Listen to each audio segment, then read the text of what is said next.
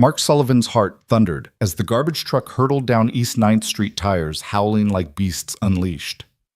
In that instant, time-fractured metal screeched, bystanders froze, and across the pavement stood Olivia Harper, heels clicking toward her morning meeting, completely unaware of the disaster barreling her way. Without thinking, Mark lunged, muscles coiling, arms sweeping her off her feet mere inches before the truck's driverless juggernaut smashed into a lamppost. Concrete shards rained down around them as the world snapped back into motion. Screams, sirens, the pounding of a million hearts. In a single breath, a struggling dad and a titan of industry collided on the pavement, a moment forever, immortalized on a viral video that would upend both their lives. Drop your city in the comments below and hit subscribe for more true-life stories of hope, grit, and unexpected heroism. You won't want to miss what happens next at 6:15 a.m. The first pale rays of sunrise crept through the curtains of a cramped Brooklyn bedroom. Mark Sullivan sat on the edge of the mattress, rubbing the sleep from his eyes as he gripped the canvas strap of his duffel bag. The room smelled of engine oil and yesterday's takeout markers of a life lived in overdrive. He swung his legs over the side feet, landing on the creaky hardwood. The leather soles of his boots, scuffed and stained with grease, clicked against the floor as he stood. In the adjoining kitchenette, 8-year-old Emma Sullivan. Mark's whole world hunched over a bowl of dry cereal, her golden braids bouncing with each spoonful. She looked up, cereal-streaked grin lighting her face. "Daddy, do we have time for the bus today?" she asked, her voice bright even before dawn. Mark crouched beside her, smoothing back a stray lock of hair. "We're cutting it close, Peanut," he said, tapping his watch. "But I'll drop you off on the way to work. Sound good?" Emma nodded vigorously, milk sloshing over the edge of her bowl. "Perfect." She shoved another spoonful in her mouth, then asked in a muffled tone, "Will you fix my science project after work?" He smiled, heart squeezing. "You bet. We'll make it the best volcano the science fair's ever seen." By 6:45, Emma was dressed in her pink jacket and mismatched rain boots, her favorite combo for muddy mornings, and Mark hoisted his duffel onto one shoulder, keys jingling in his hand. Their walk to school was a daily ritual 2 blocks through the East Village past the deli that always smelled of fresh bagels and coffee, and around the corner where the street art was bright enough to compete with the dawn sky. As they passed the corner, Bodega Mr. Rodriguez, the owner, greeted Emma with a wave and slipped her a free cookie. Emma beamed, waving back so enthusiastically she nearly toppled the small tower of produce crates behind her. Mark chuckled, handing Mr. Rodriguez an apologetic nod. "Thanks," Mark said quietly. "You're the best." Mr. Rodriguez winked. "Anytime, champ." At the school gate, Emma bounded forward to her best friend, clutching her lunchbox like a trophy. Mark knelt to hug her. "Have a great day, monkey," he whispered, planting a kiss on her forehead. "You too, Daddy," Emma chirped. Then she darted inside, her laughter mingling with the morning bell. Mark straightened and turned toward Carter's Auto and Repairs, his 2-bay garage just 3 blocks away. As he walked, he tensed at the rumble of a diesel engine, the sound of his life in constant motion.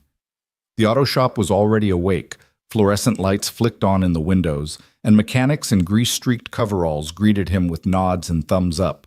Morning Mark called Richie his foreman from beneath the hood of a silver sedan. "Got that transmission in yet?" Mark shrugged off his duffel and set it on the counter. "Just got the parts in," he replied, rolling up his sleeves. "I'll have her shifting smooth by noon." Inside, the air was thick with the tang of oil rubber and metal. Tools were neatly arranged along pegboards, each one marked with Mark's exacting handwriting. A battered workbench held Emma's latest art project, a paper volcano speckled with glitter, and beside it a stack of invoices waiting for Mark's signature. He unlocked his office door, a repurposed storage closet with a single desk lamp, and checked the schedule. 4 vehicles for the day, a taxicab with busted brakes, Mrs. Nguyen's minivan in for an oil change, and 2 mid-range sedans needing routine tune-ups. By 7:30 a.m., customers lined the sidewalk, a schoolteacher clutching a latte, a delivery driver tapping his foot impatiently, and a businessman in pressed slacks who glared as Mark emerged, wiping his hands on a rag. Mark greeted each with the same calm courtesy he'd learned in the air guard's steady voice, direct eye contact, no fuss. He jotted down notes, set price estimates, and offered ETA windows, small acts of control that mattered in an unpredictable world. At 800 a.m., Mark poured himself a cup of stale office coffee, grimacing at the acrid taste. He stared at Emma's volcano, propped against the wall, and felt that familiar tug, the promise of something better yet to build. Just then his phone buzzed. He glanced down Emma's school and automated text congratulating him on the punctual drop-off. He smiled, tucking the phone in his pocket, as the first real customer of the day strolled in, Mrs. Nguyen waving her keys. Mark set his coffee aside and sprang into action. "Good morning, Mrs. Nguyen," he said, reaching for the minivan keys. "Let's get you back on the road." As they headed into the bay, Mark didn't know that 3 blocks away, the day would erupt into chaos. How a single split-second decision would catapult him from the quiet routine of oil changes and fatherhood into the glare of global headlines. But for now, it was all about Greece gratitude and the steady rhythm of a man determined to keep his daughter and his community moving forward. Mark fell into the rhythm of the morning walk as naturally as the city fell into its own. Emma skipped alongside him, her small boots tapping the cracked sidewalk in a playful patter. They passed a corner vendor roasting chestnuts, the nutty steam spiraling into the cold air, and a line of early commuters muttering over steaming cups of coffee. The sun had just cleared the rooftops, painting the brick facades a dusty gold. Daddy Emma asked, tugging his hand, "Do you think today's science fair will be fun?" Mark glanced down at her hopeful face. "Absolutely. Your volcano is going to blow them all away." She giggled, eyes bright. "Just like real lava." He laughed, letting go of a small wisp of worry. This walking his daughter to school, smelling fresh bagels drifting from the deli, greeting familiar faces, was everything he lived for. They rounded the corner onto East 9th Street, where the city's heartbeat always felt a little louder. A fruit cart man hollered apples, bananas. "Get your vitamins here," followed by the buzzy whir of delivery bikes zigzagging through gaps in traffic, the riders' voices crackling over walkie-talkies. The city seemed wide awake, chattering over itself in dozens of languages. At the curb by the school gate, Emma paused to tie her shoelace. Mark knelt to help the familiar motion grounding him. "You ready, princess?" he asked. She stood and bounced on her heels. "Ready." He lifted her into his arms for a quick hug, inhaling the scent of her lavender shampoo. "Have the best day," he said, setting her down gently. She waved and dashed inside, turning once to blow him a kiss. Mark straightened, slipping his hands into the pockets of his jacket, and watched as Emma disappeared into the swirl of backpacks and uniforms. Parents clustered at the gate, offering last-minute reminders. The crossing guard waved a stop sign, and the first cars of the morning line rolled past in a slow procession of brake lights.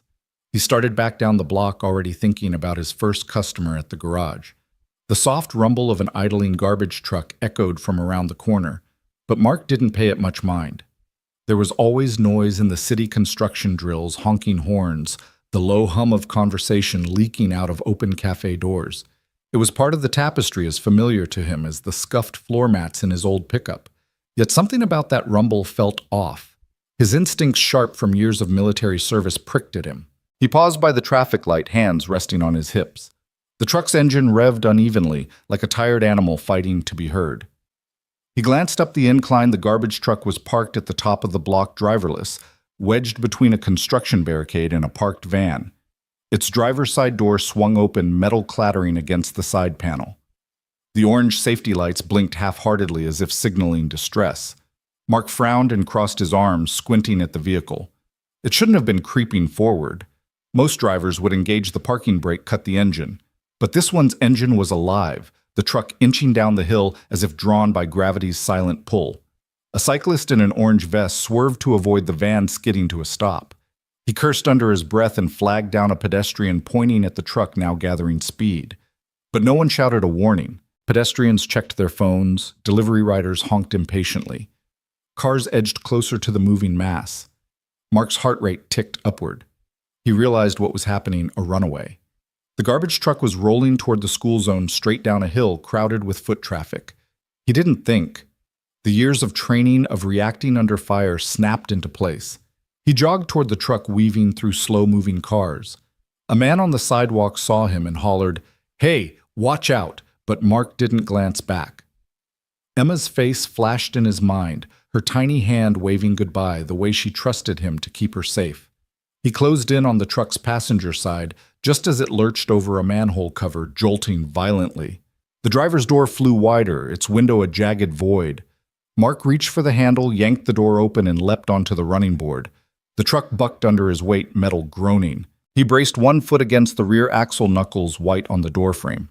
Inside the cab was empty. The steering wheel oscillated aimlessly. The side mirrors vibrated with the truck's uncertain momentum. Mark yanked at the ignition switch. It was still on. He twisted the key, but the engine protested. There was no time for finesse. A screech of brakes echoed from cars behind. Horns blared. People finally looked up, eyes wide in panic. Mark scrambled through the open door, reaching for the wheel. He twisted it hard, hoping to angle the truck away from the crowded sidewalk. The tires gripped the asphalt, lurching the vehicle toward the center line. He shouted over the roar, even though no one could hear him. "Hold it! Hold it!" The truck yawed, scraping the side of a parked delivery van. Metal screeched, glass shattered, and the truck swung back toward the curb. Mark's arms strained against the wheel's stiffness. He threw his weight into it, pivoting the front end away from the school gate. By the time he forced the truck into a narrow alley, it had picked up too much speed to stop completely. The rear wheels clipped a chain-link fence. The fence buckled, the truck lurched into a stack of wooden pallets, which exploded in a cascade of splintered wood. Finally, with a jarring crash, the truck ground to a halt.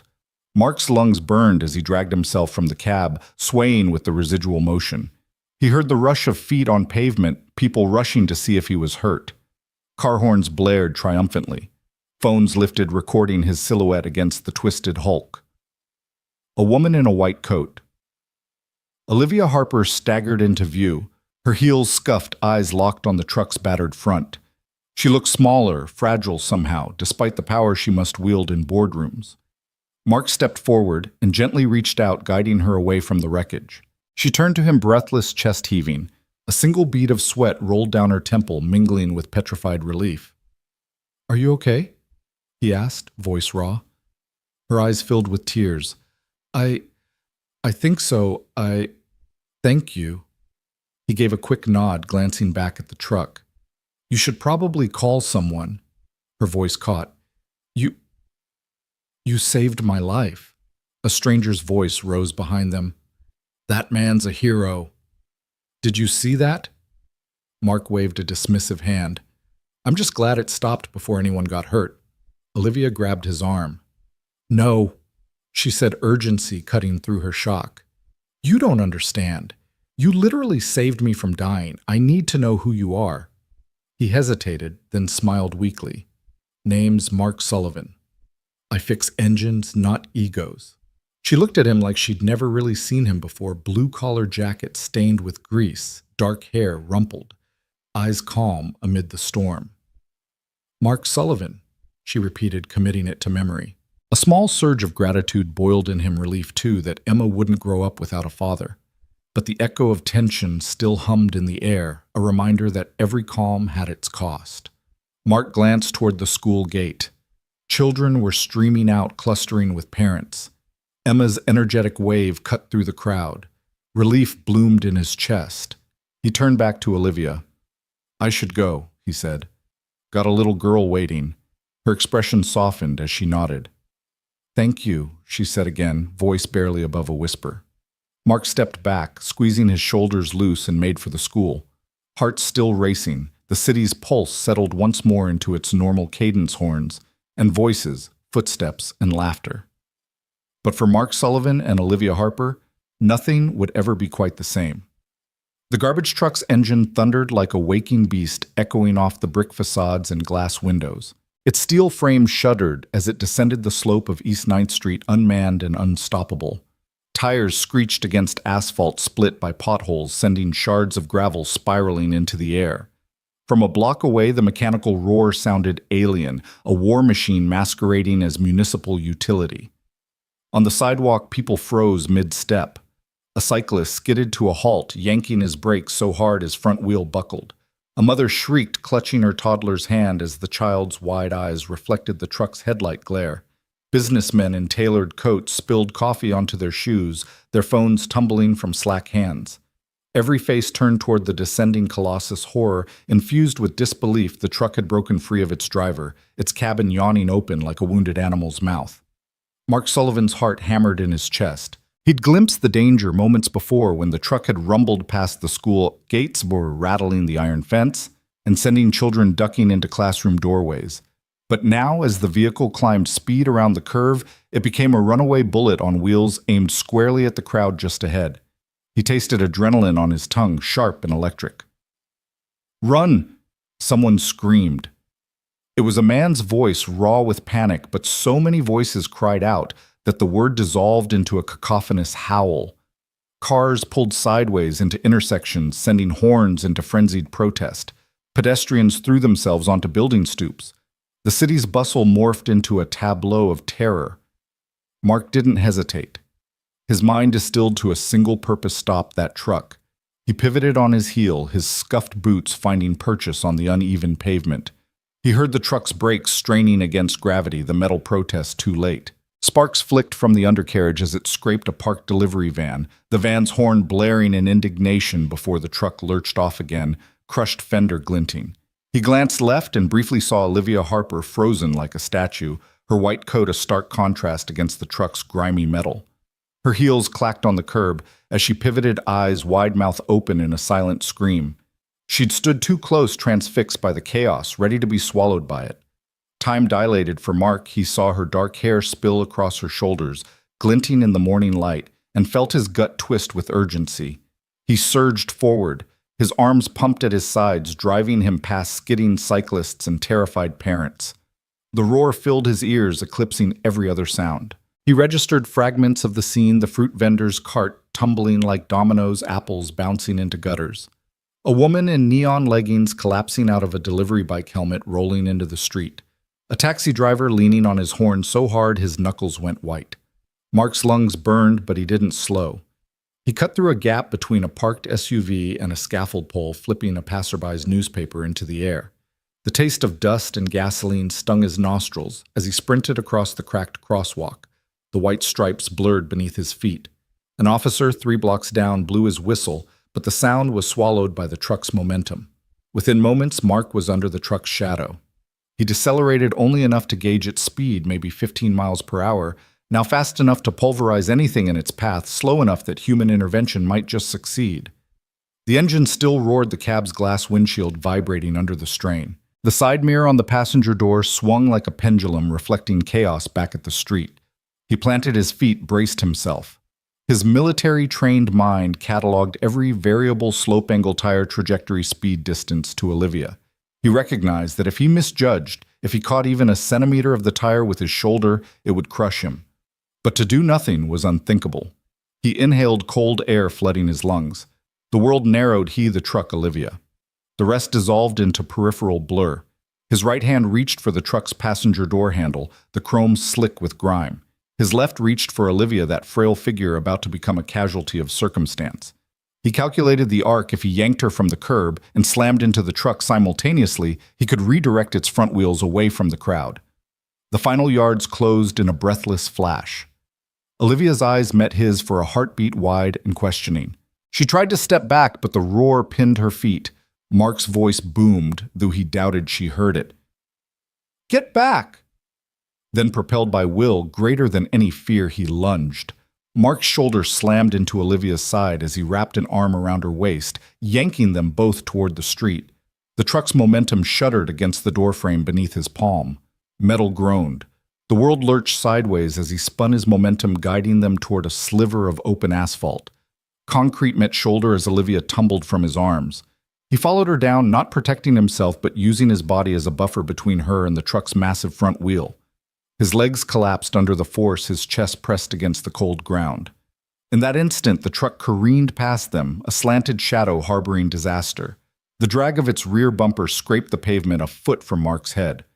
He felt the floorboards vibrate under his cheek. The tires thundered on friction, singing as the truck finally ground to a halt against a toppled lamppost. Silence crashed behind the roar. Mark lay for a moment, tasting asphalt in his mouth, chest heaving. He pushed himself up on trembling arms, heart pounding like a war drum.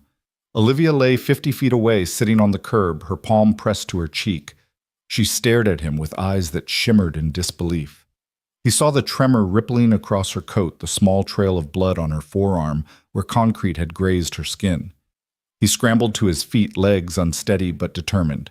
Pedestrians began to exhale, gasping the breath they'd held. Phones emerged, cameras clicked. A dozen hands reached toward Olivia, but Mark cut through the crowd in 2 strides, kneeling beside her. "Are you hurt?" he asked, voice rough as gravel. She blinked, dazed, then pressed her palm harder to her arm. I think I'm okay. You saved me." He ran a hand through sweat-damp hair, chest heaving. "You're going to be fine. Just take a breath." Her gaze flicked up, meeting his. Relief pooled in her eyes, and for a moment she seemed too fragile to speak. Then she whispered, "Mark, you saved my life." Mark nodded, suddenly aware of the blood trickling from a long gouge across his own forearm where shards of concrete had met him. Pain bloomed, but he barely felt it, another testament to the surge of adrenaline that had carried him here. Behind them, the truck's engine idled, as empty and defeated as the broken streetlight dangling overhead. Paramedics' sirens wailed in the distance, drawing closer. The crowd parted, creating a small corridor of respect. Olivia sat up, brushing grit from her coat. Mark rose beside her, offering his hand. She took it, standing unsteadily. Her high heels clicked across the rubble as she closed the gap between them, eyes never leaving his. "Thank you," she said again, voice stronger now. "Truly." Mark just nodded. He glanced at the gathering EMTs. "They're here. You should let them check you out." She hesitated, then gave a curt nod. As she turned to walk toward help, Mark watched her staggering steps. Then he looked up the hill at the school gate where Emma would soon pour out into the street. He glanced back at Olivia one more time, her white coat now smudged hair must regaining her composure. No words passed between them, but in that mutual breathless silence something shifted. 2 lives separated by opportunity and circumstance had collided in chaos and forged a bond neither expected. Mark turned and jogged toward the school, every nerve alive with the knowledge that while he had saved one life, he had another to protect. His daughter's face flashed in his mind, the smile he promised he'd keep safe. With that promise burning in his chest, he broke into a sprint, racing through the stunned crowd and into the street. Mark's arms closed around Olivia Harper's waist like iron bands. Time stretched as he hauled her off the curb, twisting both of them away from the truck's lethal path. Concrete scraped his palms. Olivia's heels skidded against the rough pavement before she tumbled free and rolled onto her side. Mark used every ounce of strength left in his lungs and legs to shove her away from the monstrous grill, away from the spinning wheels that bore down like a freight train. The garbage truck screamed past them, the deafening roar of its engine a tomb for the usual city symphony. Its momentum carried it into a battered lamppost just feet from where Mark and Olivia had lain. Metal groaned as the lamppost bent, sheer steel buckling under the assault. Sparks flew from the collision, sending a shower of orange fireflies across the cracked asphalt. The truck ground against the lamppost in a violent embrace before shuddering to a halt, the front end wedged at an impossible angle. Then, as if released from some cosmic tension, it fell silent. For a heartbeat, the world held its breath. There were no honking cars, no shouting vendors, no squealing bike tires. The only sound was the ragged panting of Mark and the distant babble of water dripping from the ruptured garbage can's hydraulic arm. Then a single gasp echoed down the street, followed by another, and soon a ripple of exhalations coursed through the onlookers. Olivia lay on her side, coat sleeve scraped, her hand pressed to the concrete where she'd hit the ground. Her dark hair fans out in the dust, and her eyes, those cool, measured eyes that normally commanded boardrooms, were wide with raw astonishment. She blinked, trying to make sense of the nightmare that had just veered into a miracle. Mark dropped to one knee beside her, heart pounding so hard he thought it might burst from his chest. He reached out, brushing grit from Olivia's shoulder. "Olivia, you all right?" His voice, rough and thunderous against the sudden hush, seemed to belong to someone else, someone forged in fire. She pressed her palm to his wrist, steadying herself. I think so," she whispered, voice trembling between shock and relief. You saved me." Mark scanned her for injuries, the reddening scrape on her forearm, a bruise blossoming near her ribs where the turn of his body had shifted her weight. "Stay still for a sec," he said, his gaze flicking to a rising hum of sirens. "Help's coming. Just take a deep breath." He offered her a small half grin, even as his vision blurred with adrenaline and relief. Across the street, the first EMTs arrived, two paramedics vaulting out of their ambulance with medical packs in hand. They sprinted toward Olivia and Mark, weaving through a crowd, now packed in tight rings of horror and wonder. The lead paramedic knelt beside Olivia, asking calm, clipped questions as he unzipped his bag for sterile wipes and gauze. "She's conscious, breathing steady," he reported his partner, already shifting focus to Mark's forearm, now oozing bright blood onto the asphalt. "And he's got a laceration, possibly fractured radius. Could have been worse." Mark flexed his wrist, grimacing at the pain. The paramedic pressed a gloved fingertip to the wound, then wrapped it gently in gauze. "We'll get you patched up," the medic said, his tone professional warmth. He worked methodically, cleaning, bandaging, treating Mark like any other patient, even as whispers of, "He's the hero," and "Did you see the rescue?" melded into a low roar from the onlookers. Nearby, a uniformed officer held back the crowd with one arm outstretched, his other hand on his radio. "Keep back, folks. Let the medics through." But the barrier was feeble. People leaned in, phones raised, recording the aftermath. A young woman wept openly. A businessman dabbed his brow jaw slack with gratitude. The city's pulse had returned, but it beat in staccato rhythm, awed by what had transpired. Olivia sat up slowly, guided by the paramedic's steady hand. She touched Mark's shoulder, fingers trembling. "Mark, I can't thank you enough," she said, voice thick. Her accent carried the clear notes of privilege and polish, but in that moment it cracked soft and human. He shook his head, wincing as his arm protested. "Just lucky I was there," he said. "You know how that goes." He offered a grin that didn't quite reach his eyes that had seen the worst and now the best of the city in a single breath. Behind them, the garbage truck's cab remained poised against the lamppost, eerily still. A team of city workers and police cordoned off the wreckage, measuring distances, inspecting damage. Under the flashing red and white of emergency lights, the lamppost looked like a fallen sentinel. A soft murmur rose as EMTs helped Mark to his feet, guiding him to the ambulance steps. He offered Olivia his uninjured hand, and she took it, steadying herself. "You should ride with me," she insisted, voice firmer now. "At least let me see you're okay." Mark hesitated, glancing at Emma's school just a block away. Its gates flung open with children filtering out in uniform lines. He thought of his daughter's expectant face. "Nah," he said, wincing again. "Gotta get back to the shop. Unfinished repairs won't fix themselves." Olivia's eyes softened with something like admiration. "You're more dedicated than anyone I know," she said. "I insist." She turned to the paramedic. "Can I ride along, just in case?" The medic checked Mark's vitals and shook his head. "She can come, ma'am, but we'll both need a full check at the hospital. Rule of thumb for any high-impact rescue." Olivia nodded, accepting both the medical protocol and Mark's stubborn resolve. She slipped into the back of the ambulance, recognizing that this was no longer a professional courtesy, it was personal. Mark climbed in beside her, the EMT guiding him onto a bench seat. As the doors slid closed, the world outside pulsed with sirens and whispered heroes. Olivia pressed her head back, watching Mark struggle to find a comfortable position. "You know," she said softly, voice echoing in the confined space, "I owe you everything." He gave her a sidelong look, blood still seeping through the bandage. "Just keep living," he replied. "That's thanks enough." In that ambulance, hurtling away from chaos toward care, two lives, once strangers on parallel paths, sat side by side, bound by a single act of courage. And as the vehicle's red lights carved halos on the city walls, Olivia Harper reached over and squeezed Mark's bandaged hand, an unspoken pledge passing between them in a world of rushed goodbyes. Theirs would be a connection neither would ever forget. The roar of the truck's crash faded into a ringing silence, broken only by the distant wail of sirens. Olivia Harper remained on her side chest, heaving as paramedics hovered above her.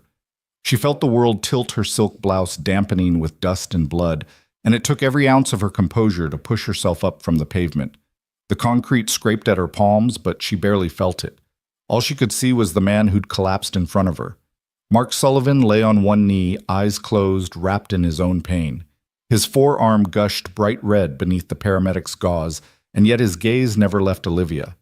Even as EMTs urged him to lie back, he fought to rise as if some invisible tether bound them in that moment. Olivia's breath caught. He was risking everything, his safety, his dignity, to make sure she was alive. Slowly, and with the air of someone trembling on the edge of a vertigo, Olivia pressed her fingers to the scrape on her sleeve. The warmth under her fingertips startled her. She tasted copper on her tongue. The varnish of control she wielded so effortlessly in boardrooms shattered, replaced by raw shock. "He's hurt," she whispered, voice brittle. A paramedic knelt beside her, pulling her gently away from the wreckage. "Ma'am, let us get you out of the street. You're stable, but we need to check you at the hospital." His voice was professional, but underneath Olivia heard urgency. He glanced at Mark, then relayed quietly, "He's conscious, but needs care. We'll both ride together." Olivia nodded numbly and let him guide her to the ambulance. She could barely focus on the concrete beneath her feet. Her kaleidoscope of heels, her designer coat, even the crispness of her tailored blouse felt absurd here, scattered among shattered glass and twisted metal. Behind her shouts of hero, and wasn't that the CEO, swirled through the crowd. Mark rose unsteadily to his feet, propped by his paramedic. Emma Sullivan. Mark's 7-year-old daughter burst through the gathering crowd in a school uniform too big for her frame. Her ponytail bobbed as she ran, face-pale eyes wide with a child's unfiltered panic. "Daddy?" she cried, slipping through the perimeter of bystanders and kneeling beside him before an EMT could intervene. "Daddy, are you okay?" The paramedic's hand on Emma's shoulder guided her back a little, but Mark gently took his daughter's hand and squeezed it with trembling fingers. "I'm fine, sweetheart," he managed, voice thick. Emma's small hand looked impossibly fragile, clasped in his. "I just wanted to make sure someone kept you safe." All at once, Olivia Harper saw the knot of family that Mark fought to protect. She realized this blue-collar stranger, the man who rarely asked her name, risked his life not to save a CEO, but to save another parent's child, another family's world. Tears stung her eyes. She pressed a knuckle to her cheek, dabbing at the moisture she refused to show. No billionaire rescue doctor could replicate this moment. No corporate strategy could manufacture this courage. The paramedic ushered her onto a stretcher, and as she lay back, Olivia's gaze locked on Mark's profile, strong jaw dusted with stubble. Calloused hands wrapped around Emma's, eyes feral with disbelief and relief. She tested the strength behind her own panting breath. "Wait," she rasped to the medic. He paused mid-strap. "Sir," she called out to Mark, voice cracking. "Sir, thank you." Mark looked up at her, confusion wrinkling his brow. Around them, the city's pulse resumed. A phone camera clicked, tires screeched a distant honk of a car horn. Yet in the ambulance's shifting light, time had paused for these three souls. Emma leaned close, voice small. "Daddy, can we ride with her?" "She helped you." The paramedic exchanged a glance with his partner and nodded. "We'll get you both settled," he said. "Let's keep you close." "Okay?" Mark guided Emma up the stretcher ramp as the paramedic tucked Olivia's IV into place. Emma crawled in beside her father, curling into his side, clutching his good hand. Olivia felt the tremor in both of them, father and child, more real than any boardroom speech she'd ever given. The ambulance doors slid shut, muffling the crowd's gasps. In the compartment's cramped quarters, Olivia watched Mark's daughter stroke his hair, humming a lullaby she must have learned at bedtime. If she hadn't been in a billionaire's shoes, Olivia would have envied that bond. "Olivia Harper," she managed, voice soft. "I'm Olivia Harper." Mark looked up, confusion melting into recognition. "I'm Mark Sullivan," he replied, tone rough with awe. "And this is Emma." "Thank you, Mark," Olivia said carefully, meaning more than her words. "Thank you for saving me." He swallowed, nodding once. The paramedic checked his blood pressure, then Olivia's, and murmured, "All right, you two are stable. We're headed to Bellevue." Olivia's heart hammered. Bellevue, a place she'd driven past 1,000 times but never entered as a patient. She closed her eyes and let the world tilt beneath those red flashing lights. Emma, clinging to her father's sleeve, whispered, I'm proud of you, Daddy. His chest tightened. Hey, he said in a voice that might have carried echoes of war zones where his heart had seen darker days. You're my hero every day. Olivia blinked, surprised by the sweetness of that exchange. She glanced at Emma's sketchbook perched on the seat rail. Simple drawings of family stick-figure hearts, and a figure in coveralls holding a child's hand. Emma's world revolved around her father's strength. Olivia could see it in every careful line. The ambulance rattled through the city streets' lights, dancing across their faces. Olivia found herself reaching out, brushing a fingertip against Mark's arm. He tensed, but didn't pull away. Do you need anything? She asked, voice vulnerable. He shook his head. Just get better, he said wryly. Emma and I need to go home. A smile flickered across Olivia's blood-stained lips. I'd like that, she said. I'd like to thank you properly. Mark's gaze softened with something like relief. I'm not much for dinners, he admitted, but I owe you. The paramedic gave them a knowing look. Don't worry about payment, he said, packing away his instruments. Heroes ride free. Laughter bubbled through the tension, and even Emma giggled, poking Mark's shoulder. You're a hero, she teased. You get all the free rides. The tension in the ambulance eased into something like hope. Olivia stared at the emergency doors at the world beyond that would greet them with questions, cameras, and endless speculation. But here, confined by rushing walls and pulsing lights, she saw only what truly mattered. A man, his daughter, and the fragile thread that bound them in the face of disaster. And in that shared space of shock and recognition, Olivia Harper, Billionaire, CEO, knew that her life had been rewritten not by strategy or shareholder votes, but by the quiet, unvarnished humanity of a single dad named Mark Sullivan. The cell phone trembled in the bystander's hand as the garbage truck barreled past. With a single instinctual sweep, Mark Sullivan had hurled Olivia Harper clear of the metal beast, and the entire world was watching. By dawn, the footage of that split-second act had been shared, reshared, remixed, memed, and dissected across every platform imaginable. On every screen, from Brooklyn subway cars to Wall Street trading floors, Mechanic Dad Saves Billionaire played on loop. Mark woke before sunrise to the glow of his own phone, the notifications flashing like warning lights, videos, tweets, articles. He squinted at the headline scroll. Blue-collar hero, just a dad, now a legend. Mechanic's quick thinking spares CEO's life. Sullivan goes viral. All hail Dad. His garage phone rang off the hook with media inquiries. None of them welcome. Emma, still half asleep on the couch, peeked at her father's strained face. Daddy, why is everyone calling you a hero? He forced a soft smile. Guess I did something right, kiddo. He squeezed her hand before slipping downstairs to brew coffee, heart pounding as he scrolled through streams of praise and confusion. Mark was used to customers asking for affordable oil changes, not invitations to late-night talk shows. And he certainly wasn't prepared for strangers calling him inspirational or the embodiment of ordinary courage. In his grease-stained hoodie, he felt anything but. Meanwhile, in a high-rise penthouse on Park Avenue, Olivia Harper sat at her floor-to-ceiling windows, the sprawling city far below. She'd spent her life bending steel through boardroom decisions, but nothing had ever felt as fragile as her own mortality in that single moment.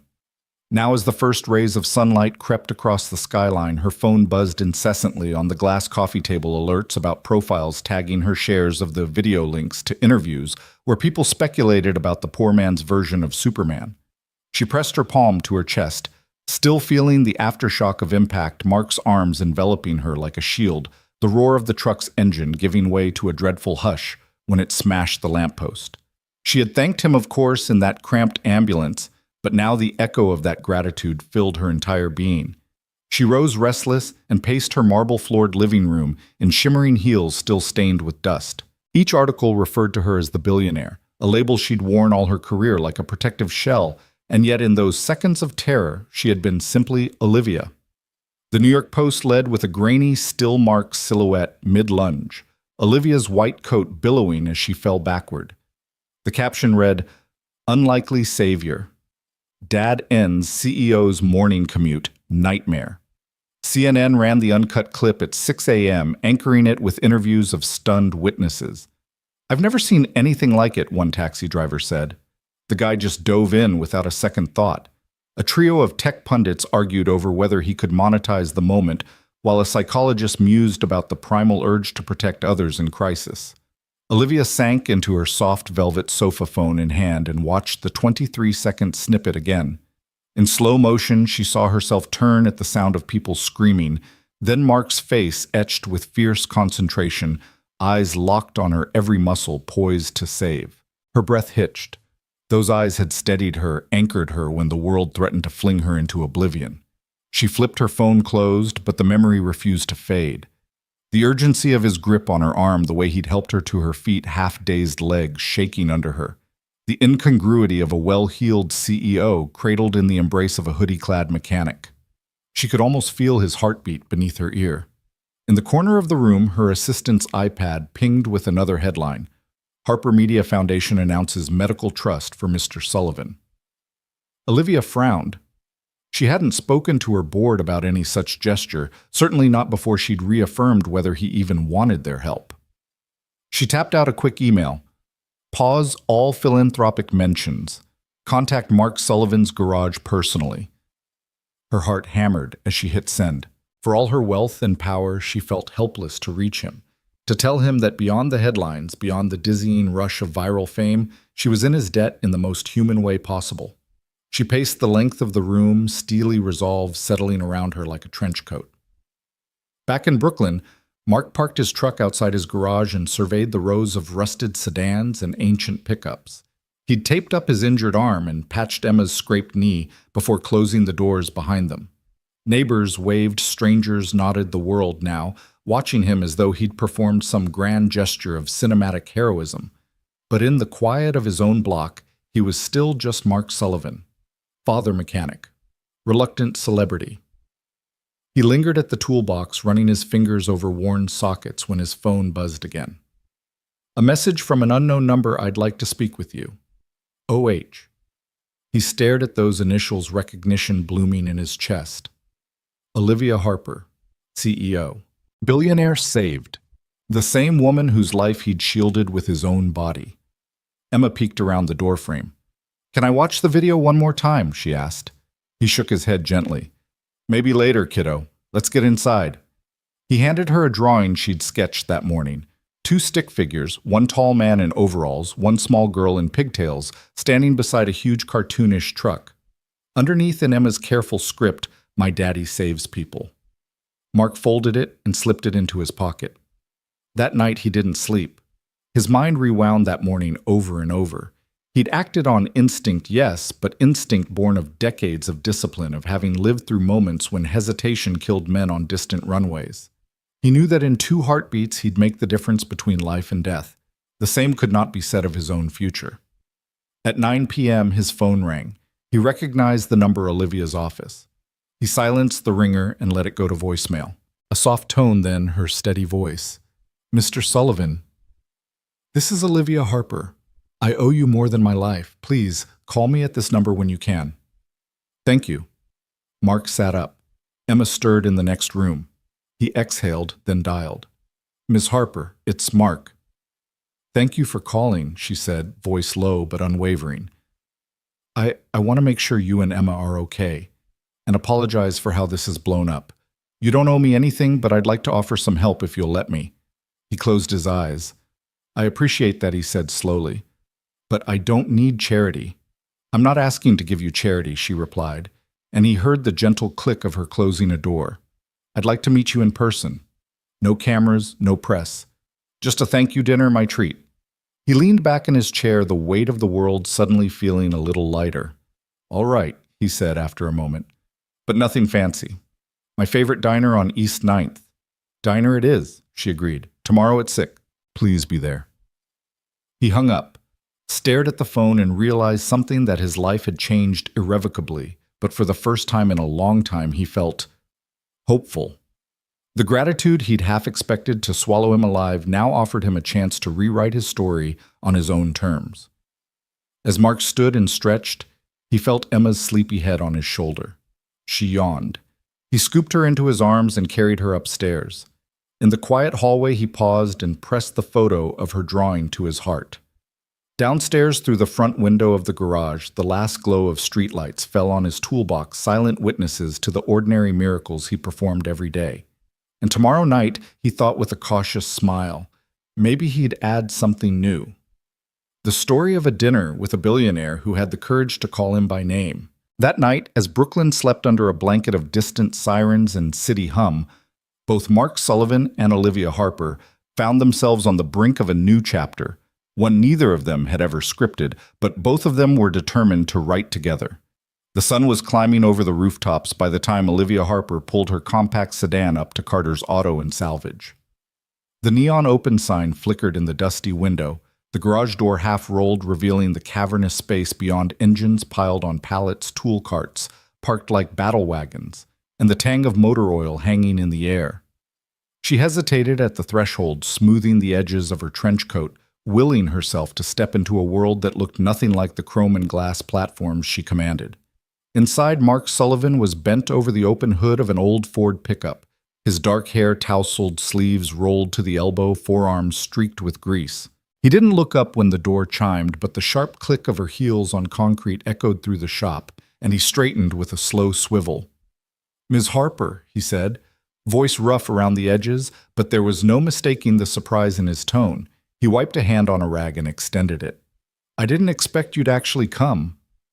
"Call me Olivia," she replied, stepping further inside. Her heels clicked across a puddle of oil, and she glanced down, wincing. "I realized that dinner at the diner might be too public." He nodded toward the picnic table she'd arranged under flickering fluorescent tubes yesterday, still folded by the back wall. "Makes sense." She tucked her purse under her arm and surveyed the space. A battered workbench, a pegboard of tools in neat rows, a whiteboard scrawled with engine schematics, and half-erased troubleshooting notes. None of it felt staged. It was the real thing.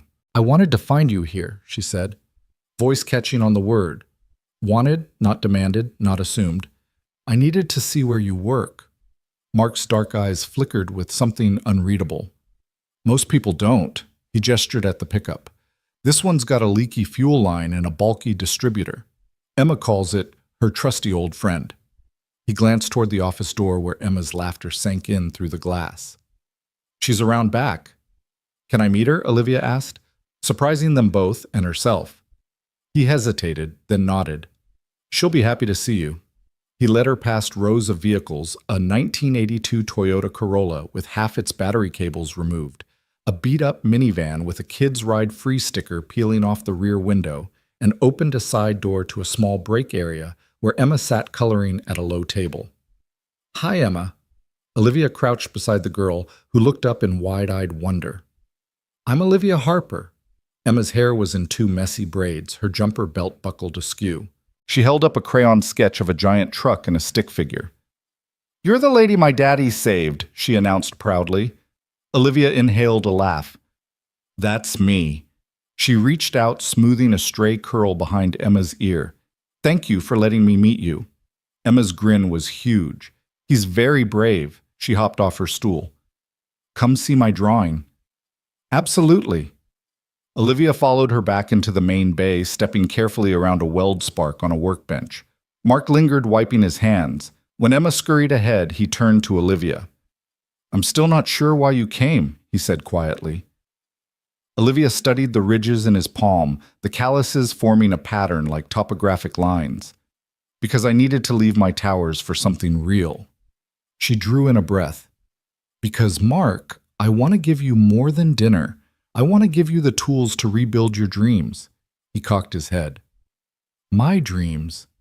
She smiled, straightening. "You walked away from aerospace, left behind your patents, your career. You said you did it to protect your daughter. But I've seen what you can build, and I'd like you to build with me on my team on my new R&D initiative." Mark's jaw clenched. He ran a hand through his hair. "Olivia." Emma tugged on his pant leg. "Daddy, look." She thrust her drawing forward, a sleek blue and white plane with Olivia at the controls and Mark waving from beneath, holding Emma in one arm. The caption read, "Pilot Dad and CEO Lady flying together." Olivia's eyes glistened. "That's beautiful."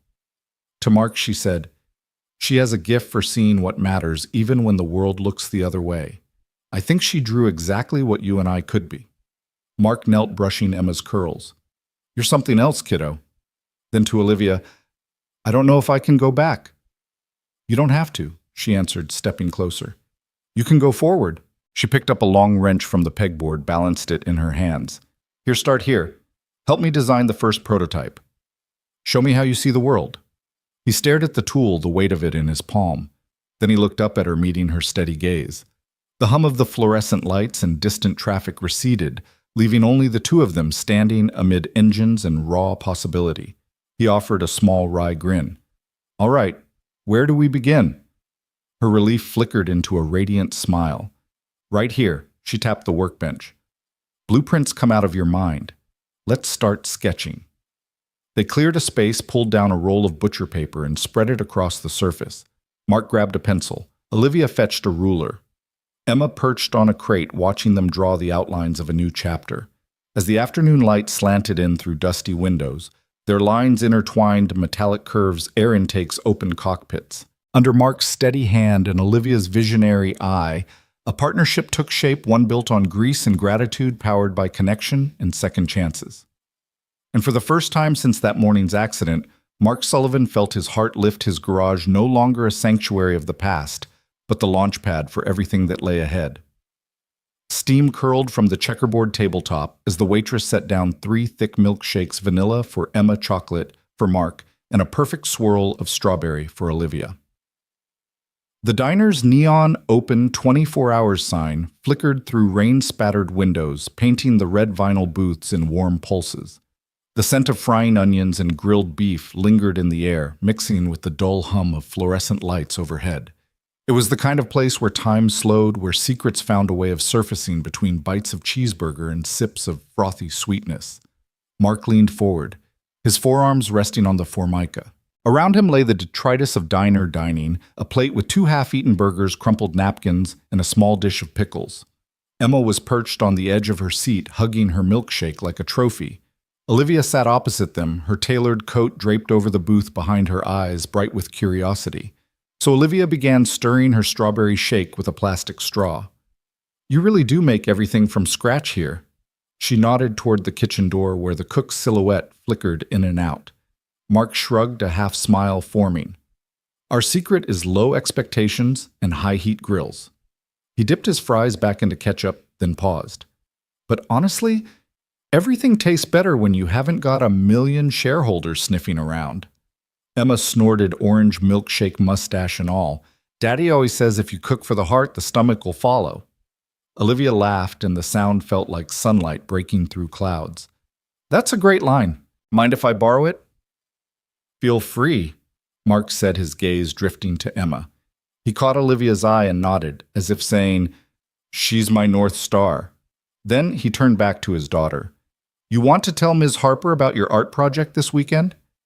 Emma's eyes lit up. We're painting rainbows on community center walls. She bounced with excitement. Ms. Lopez said colors chase away bad days. Olivia reached over and gently ruffled Emma's hair. That sounds wonderful, Emma. I'd love to help.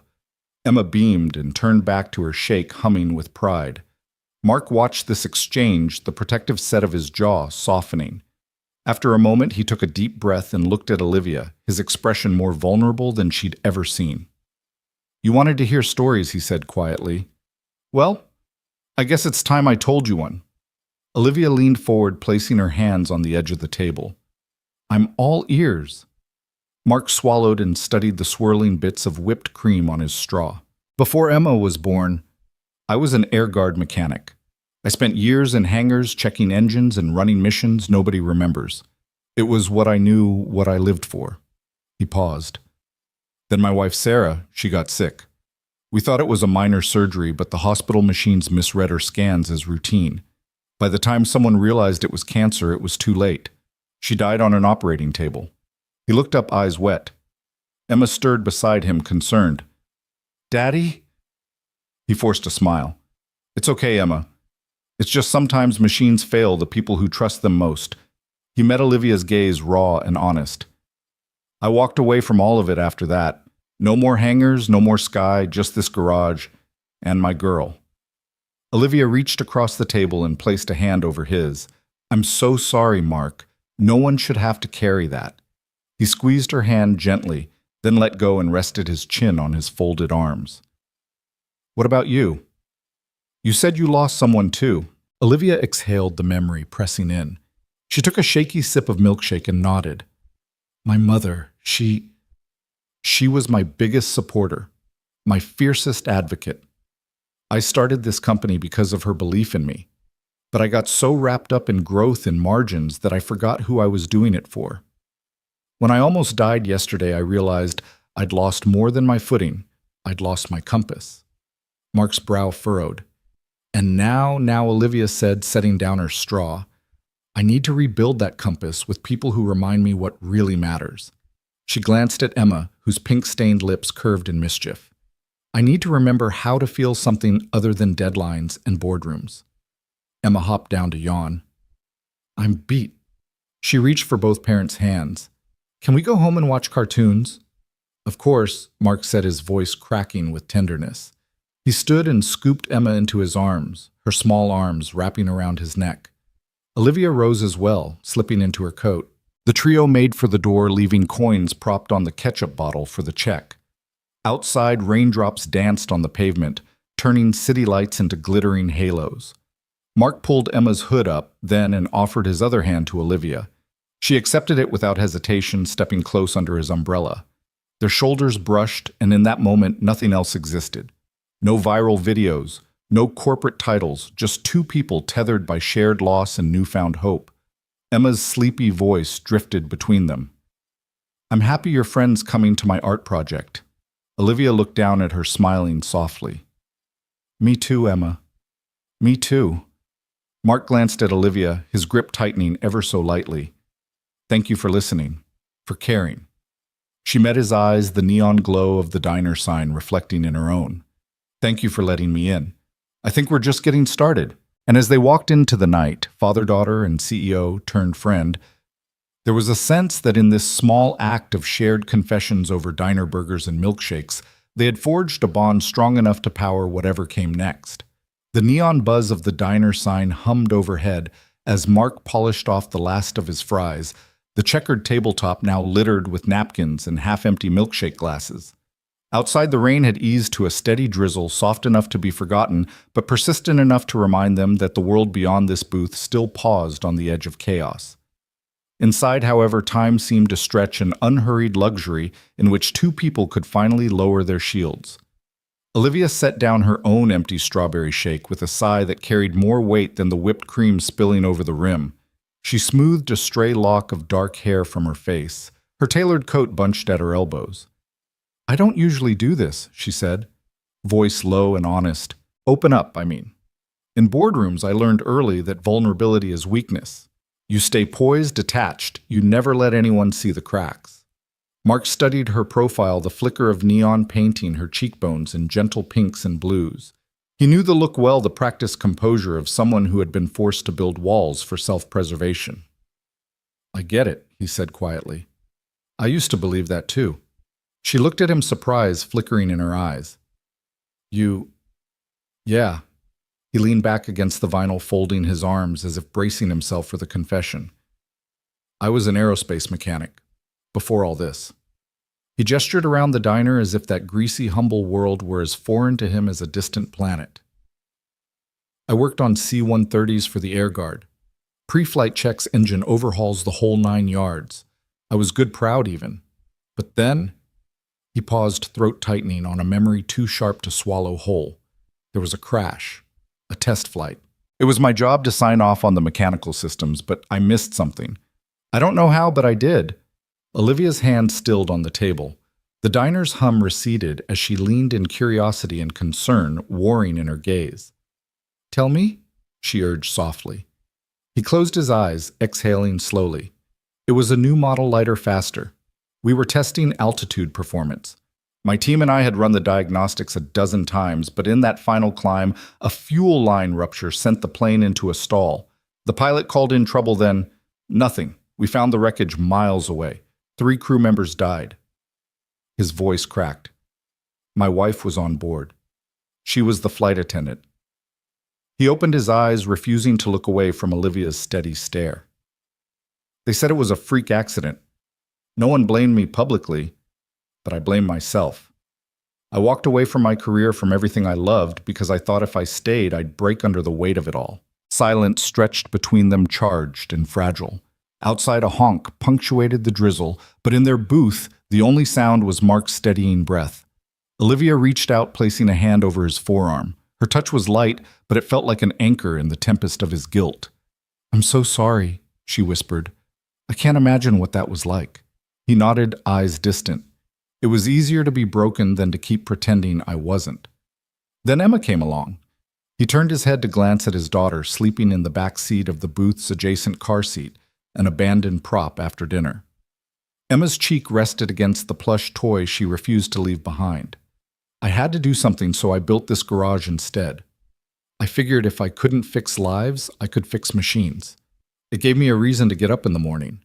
Olivia swallowed hard, her own defenses slipping away. She took a shaky breath. "My story's not as dramatic, but I lost someone too." She straightened as though gathering steel for the next admission. "My mother died of a rare heart condition when I was in college. She was my mentor, my champion, the reason I even applied to business school. After that, I threw myself into work acquisitions, mergers, scaling companies. I told myself that climbing the corporate ladder would fill the void she left." She laughed, a soft, hollow sound. "Turns out you can't replace a mother with stock options." Mark's gaze softened. "It takes a strong person to build empires. But it also takes one to admit it's not everything." Olivia's shoulders slumped with relief. "I used to think power meant control. But yesterday when I saw you throw yourself in front of that truck, that was control in its purest form. You trusted your instincts, your skill, and that you'd be willing to die for a stranger. That to me is the definition of true strength."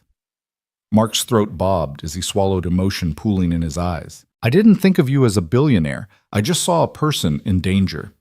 No boardroom, no titles, just a life that mattered." He glanced down at the dry ketchup stain on his work-worn jeans. In that moment, none of the rest of it mattered. Olivia reached out and tucked a tendril of hair behind her ear. "And yet, so much else matters." She paused, her fingertips brushing his knuckles. "We both built walls, me around my heart, you around your talent. But here in this booth, they've come down. I've never trusted someone so quickly." Mark's lips quirked into a small, vulnerable smile. "Same here." Emma stirred, blinking awake and rubbing her eyes. She sat up, a yawn catching in her throat. "Did I miss something?" Olivia reached across the table and ruffled Emma's hair. "You're just in time for dessert." She slid a napkin toward the girl. Emma beamed, undeterred by the gravity of the conversation she'd interrupted. Mark chuckled, watching Olivia's hand linger on the napkin next to Emma's. "Thank you for listening, for caring." Olivia's eyes glistened. "Thank you for telling me, for letting me see you." Their gazes locked, and for a moment the diner's neon glow felt sacred, a witness to two souls who had shed their defenses and found in shared vulnerability an unexpected kinship. Emma clapped her hands, breaking the spell. "Can we get pancakes?" Mark laughed. "Pancakes coming right up." Olivia folded her coat around her and rose. "Don't let me keep you. I'll order at the counter." She offered Mark a nod that carried gratitude and hope. Mark stood, sweeping Emma into his arms. "Stay," he said softly, voice thick with feeling. "I'm not ready for this conversation to end." Olivia paused, then stepped back into the booth's glow. "Neither am I." She slid onto the seat beside them, and in that simple act joining father and daughter, she erased the boundary between two worlds. The waitress returned, pen poised over the check. Olivia smiled, ordering 3 stacks of pancakes, butter melting on top, and extra berries for good measure. Outside, the rain lightened into a mist, but inside, 3 people tucked into comfort food felt warm enough to weather any storm. As Mark and Olivia traded playful glances across the table and Emma dug into her blueberries, the diner's buzz resumed. Conversations floated around them, but they sat cocooned by trust, shared regret, and the fragile bloom of something new. No longer CEO and mechanic, but 2 imperfect hearts rebuilding together, one pancake at a time. That evening, the city light shimmered against the wet pavement as Mark Sullivan locked the garage door behind him. Emma, clutching her beloved sketchbook, tugged gently at his sleeve. Daddy, she murmured, are we going to see her again? Mark paused beneath the flickering street lamp, the steam from a nearby vent curling around their feet. He looked down at his daughter's hopeful eyes and managed a small smile. I think we will, he said, though in his heart he wasn't entirely certain. They walked the few blocks to Olivia Harper's sleek black sedan. The car's door swung open before Mark could reach for it. Olivia herself stood waiting, her usual executive poise softened by genuine warmth. Emma hopped in, tossing Mark a bright grin, and slid into the back seat. Mark settled beside Emma, wincing slightly as the leather stretched against his grease-stained jeans. Olivia slipped behind the wheel, the hum of the engine a steady undercurrent to her thoughtful silence. Finally she spoke. Mark, I owe you more than I can ever express. She began, her voice low enough that only he could hear. Emma craned her neck to catch her mother's eyes in the rearview mirror, but Olivia kept her gaze forward as though steeling herself for what came next. I've been thinking about what you said in the diner, that the world needs places built on heart, not just profit, and I want to help build that place. Mark swallowed against the lump in his throat. He hadn't forgiven himself for the Vega 7 accident, hadn't even dared imagine a path back into engineering, let alone a place in the corporate world. Olivia continued, turning onto the avenue that led to her headquarters' gleaming towers. I'm launching a new division at Harper Innovations. It's dedicated to ethical technology, sustainable propulsion, transparent AI protocols, safety-first design. Essentially, it's everything I wish I'd built years ago. I want you to lead it. She glanced at him as if searching his face for a flicker of reaction. Mark's mind raced with doubts. What if it was another boardroom gambit? What if Harper Innovations was just using him as a PR stunt? But Emma's voice cut through his swirl of uncertainty. Daddy, can we work with her? She asked sweetly, eyes wide in the reflection of the streetlights. Mark wrapped an arm around her heart, constricting at her trust in him. Olivia parked beneath the tower's canopy. The drop-off was silent except for the lyrics of a soft jazz tune playing on the car stereo. No pressure, she said quietly. Think of it as an invitation, not an obligation. She cut the engine, and the sudden hush felt cavernous. Mark stared at the dashboard, at the mirrored reflection of a man he hardly recognized anymore, scarred, hesitant, but perhaps ready. He cleared his throat. I don't know if I can go back, he admitted, voice rough. I walked away once because I thought I'd never forgive myself. I don't want to step into a world that nearly destroyed me. Olivia nodded, stepping out of the car. Emma followed suit, taking Olivia's hand and bouncing on her toes. Mr. Sullivan. Please, Emma chirped. You said you'd show me rockets. Mark looked down at Emma, his resolve softening at her eager face. Olivia reached into her coat pocket and pulled out a slim tablet. She tapped it, and a schematic flickered to life between them, a blueprint of a compact electric engine annotated with hand-drawn notes and safety margins. This is our first project, she said, holding it out to Mark. It's obviously still rough, but this concept could revolutionize short-haul flight. I want you to refine it, perfect it, and lead the team that brings it to life. Mark took the tablet, fingers brushing against hers. The neon glow from the tower above lit the blueprint in spectral blues and greens. He studied the lines, traced a fuel cell node, felt his old engineer's mind waking from a long slumber. The weight of the proposal pressed against him, not just a job, but a chance at redemption, a chance to protect lives through better design rather than burying guilt beneath rusted metal and faded tool marks. He raised his eyes to Olivia's expectant face. You really want me, he said, voice barely above a whisper. I need you, she corrected softly. You see the human side of this. You know what happens when systems forget the people they serve. I've built empires, but without someone like you, they can fail in the most dangerous ways. She reached out, placing a hand on his shoulder.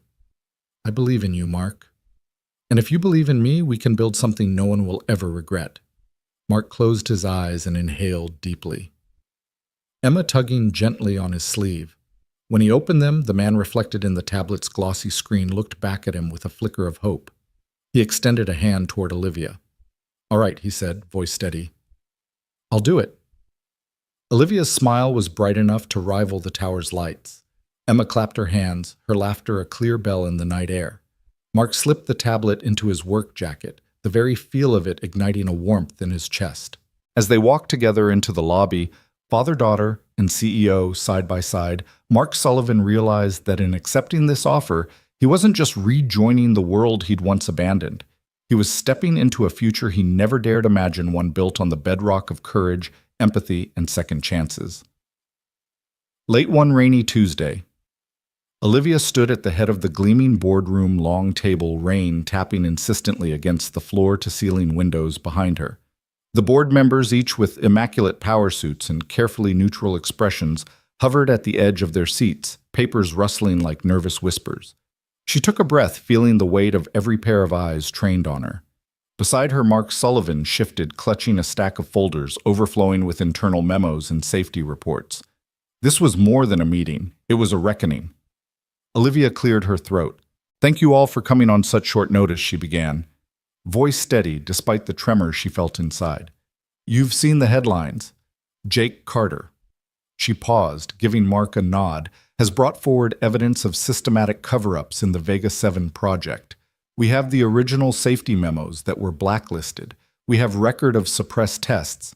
And we have a responsibility not just to our shareholders, but to every life that could be at risk to correct these wrongs." A hush fell. Jonathan Miles, the board's longtime chair, narrowed his eyes. "You're suggesting we hand over proprietary documents to regulators? This could destroy our partnerships, tank our stock, expose us to billions in liability." His tone was low but edged with steel. It was the same tight fear Olivia saw in many boardrooms, a fear of loss over the pursuit of truth. Mark stepped forward, voice unwavering. "Yes. Because if we don't, more people could die. I lived through the aftermath of Vega 7. I lost everything. My wife, my career, because corporations chose profit over people. You can protect your balance sheets, or you can protect the public. You can't do both." He set the memos on the polished oak table, letting the gravity of each folder speak for itself. Murmurs rippled through the room. Miles's jaw twitched. "You knew the stakes when you signed the NDA," he said. "We have legal obligations to protect company confidentiality." Olivia raised a hand. "We signed a greater obligation when we put safety first into our mission statement. That promise is worthless if we fail to honor it today." She swept her gaze around the table, CFO, General Counsel, heads of R&D, all faces she had once admired, now clouded with betrayal. "I will not let Harper Innovation stand accused of complicity in a disaster that we allowed to happen. I am prepared to resign rather than conceal the truth." The room crackled with tension. Miles's eyes flicked to Mark, then back to Olivia. "You're willing to risk everything for this whistleblower." "I'm standing by him," she said simply. "Because when a man with nothing left but integrity comes forward, I want to be on the side of integrity." For a long moment, no one spoke. Then Emily Wong, head of legal, cleared her throat. "We could preemptively disclose these documents to the NTSB and the Department of Transportation, control the narrative rather than be forced into it." Her suggestion rippled relief among some, but others scowled at the idea of public exposure. Olivia leaned forward. "Exactly. We'll submit the full affidavit, the memos, the test logs, everything. We'll cooperate fully. Yes, our stock may falter. Yes, we may lose contracts. But in the long term, we rebuild trust. We redefine what corporate responsibility means." Miles slammed his palm on the table. "This is corporate suicide." Mark met his glare head on. "This is moral necessity." He turned to the rest of the board. "Think about the families of those 32 victims. Think about the next generation of engineers we're training right now. Would you rather protect a quarterly profit or protect a child's life?" The words hung heavily. Miles looked at his colleagues, their faces reflecting an internal struggle. One by one, they shifted in their chairs, glancing at the folders that lay open on the table. Olivia's voice softened but remained firm. "I'm asking you to choose, do we hide behind legal shields or do we step into the light? Because I promise you this, the regulators will get these documents eventually. The public deserves to know we acted responsibly, not too late." After what felt like an hour, the room broke. Jonathan Miles sighed, shoulders slumping. "Very well," he said. "We'll authorize full disclosure, but we proceed carefully. We'll prepare a press release with our timeline, our cooperation plan, and our commitment to safety improvements. We'll manage the fallout." A reluctant chorus of assent followed. Olivia allowed herself a small, grateful smile. She looked at Mark, who nodded back with quiet pride. They had won this battle, but the war for public trust had just begun. Within 24 hours, Harper Innovations filed an unprecedented submission over 1,000 pages of internal documents accompanied by Mark's affidavit. News outlets exploded with coverage. Headlines ranged from CEO's brave stand to Billionaire Bytes' corporate hand. Social media buzzed as survivors' families and aviation experts weighed in.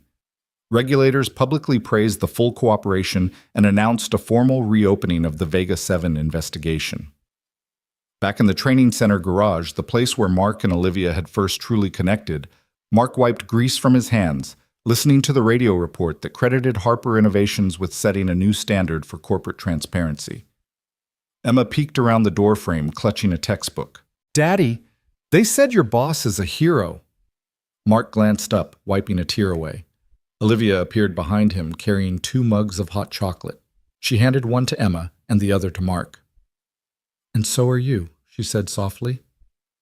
Emma hopped onto a stool between them, the 3 of them forming a circle of quiet triumph. Olivia folded her newspaper heady with the day's events. Our stock dipped, but only briefly. She noted relief in her voice. Investors respect the honesty approach. And more importantly, the DIOT just sent word they'll be consulting with us on new safety regulations. She looked at Mark. "You helped save countless lives twice, once on the street and now in the boardroom." Mark took a slow sip of his hot chocolate, carefully savoring the warmth. "I couldn't have done any of it without you," he said. "You gave me a chance to be heard." Olivia smiled, her hand finding his across the workbench.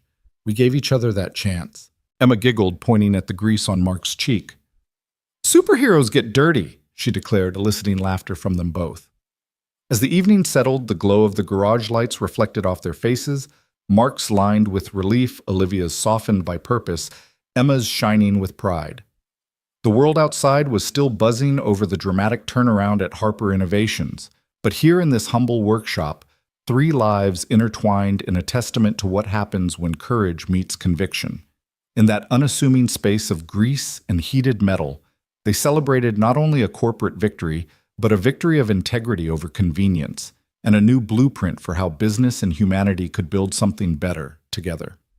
Sunlight streamed through the high windows of the newly unveiled Harper Sullivan Training Center, dancing across rows of gleaming workbenches and overhead ducting that housed fume hoods and ventilation for every experiment imaginable. The center's sign, bold cobalt letters against weathered bricks, spelled out a promise: hands-on lab, build, tinker, dream. Beneath that promise, laughter and conversation rose in harmonious buzz.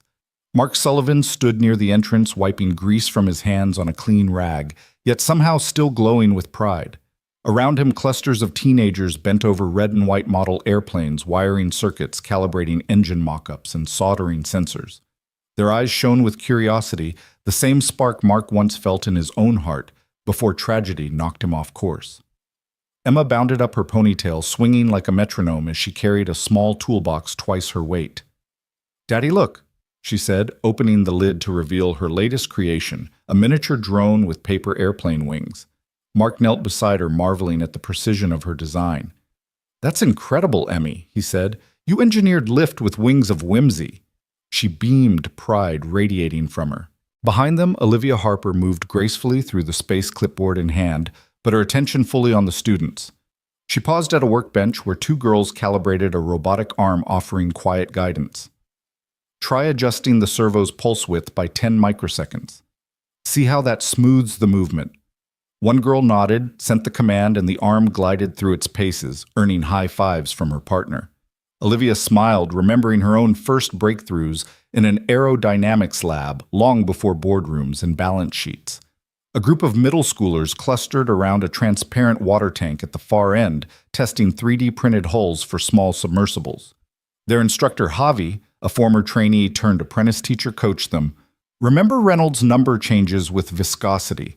Let's increase the nozzle diameter by 2 millimeters and rerun the demo."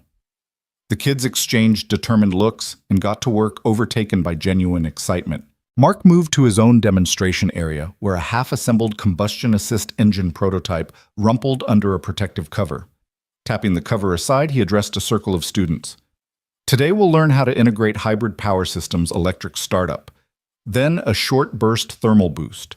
It's the future of short-haul flight. He glanced at Olivia, who gave an encouraging nod. In that glance was the unspoken acknowledgement they had built this together from the wreckage of past failures to this living testament to possibility. Emma tugged on her father's sleeve. "Can I show them my drone?" Mark smiled. "Lead the way, Chief Engineer." Emma marched over to a workbench where a group of younger kids watched in awe. With practiced confidence, she plugged her drone's battery into the test station, tapped a touchscreen, and the little aircraft lifted on invisible currents, hovering steadily. "We optimized the wing's angle of attack for maximum lift, with minimal power," she announced. The children erupted in applause. Some took feverish notes. Emma's cheeks flushed with delight. Olivia joined them. "You're an amazing teacher," she told Emma, who shrugged shyly. "I learned from the best," Emma said, glancing between her parents. Mark wrapped an arm around his daughter. "And you learned from a great CEO," he whispered to Olivia, who returned his smile with a warmth that transcended words. A sudden cheer rose from the courtyard beyond the main hall, drawing their attention to the glass exterior doors. Outside, under fluttering paper airplanes hung from cables like kites caught in time, a crowd had gathered for the center's first community open day. Local families, elected officials, and press members milled around sampling interactive stations, a wind tunnel where visitors could test their own paper planes. A Design Your Dream booth, where children sketched inventions on digital tablets, and a virtual reality flight simulator that put users in a 360-degree cockpit view. Olivia walked out into the sunlit courtyard, Mark following with Emma in tow. She raised a hand and the murmurs quieted. "Welcome, everyone," she began, her voice carrying easily over the plaza. 1 year ago, this space was just a rusty warehouse. Today, it's a home for hope and hands-on learning. We believe that talent exists in every corner of our city, regardless of zip code or background. Here we break down the barriers to innovation. She gestured at the activity around them. Under these very rafters, we launch dreams into motion, just like those paper airplanes above you. Let's keep them flying. Applause rippled through the crowd as she stepped aside for Mark, who stepped forward, Emma by his side. He cleared his throat. "I'm no CEO. I'm a dad and a mechanic who once thought his life ended in a crash. But thanks to a CEO who refused to let me disappear and a community that believed in second chances, I learned that the greatest thing you can rebuild is yourself and then lift others skyward." He motioned to Emma, who handed out small model plane kits to the first-row children. "Our first class of apprentices, this place belongs to you now." The kits flew through the air, landing in little hands, faces alight with possibility. Olivia joined him, their families and students hemming them in with admiration. She slipped an arm around his waist. "We didn't just land a hero," she said quietly, meeting his gaze. "We launched a community's hope." Mark's eyes shimmered with gratitude. "And we'll keep launching," he replied, voice steady. As the sun dipped toward the horizon, the courtyard filled with impromptu paper plane contests, laughter, and the hum of excitement. Emma took her father's free hand and they both raised theirs to cast a final paper airplane together, watching it catch the breeze and soar beyond the center's walls, a symbol of all they'd built. Around them, the Harper Sullivan Training Center stood as proof that from acts of courage and unexpected partnerships, entire worlds can be lifted, one hopeful soul at a time.